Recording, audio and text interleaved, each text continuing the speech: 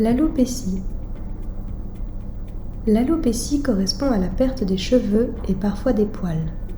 Cette disparition peut être partielle ou complète.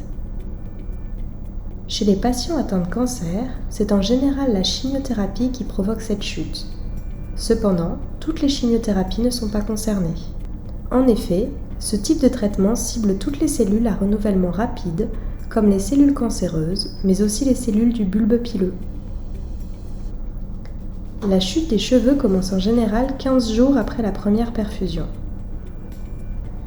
Cette perte peut occasionner des démangeaisons et des picotements. Les cheveux repoussent en moyenne 1 mois et demi à 2 mois après la fin du traitement. Ils n'auront pas forcément le même aspect que les cheveux qui sont tombés. En effet, ils peuvent pousser d'une autre couleur, voire d'une autre texture. Certaines précautions sont à prendre. La semaine suivant l'injection du traitement, prendre soin de ses cheveux en les brossant délicatement. Entre les cures, évitez les agressions telles que les teintures, les permanentes ou les brushings. Il est primordial de bien discuter avec son oncologue et ou son infirmière de coordination afin de lui poser toutes les questions nécessaires.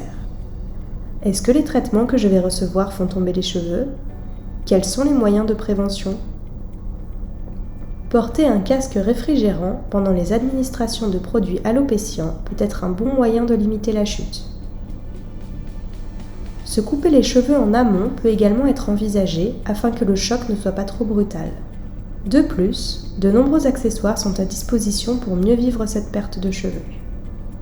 Comme l'utilisation d'une prothèse capillaire qui peut être choisie en amont de la chute pour se rapprocher le plus possible de la coupe et de la couleur initiale.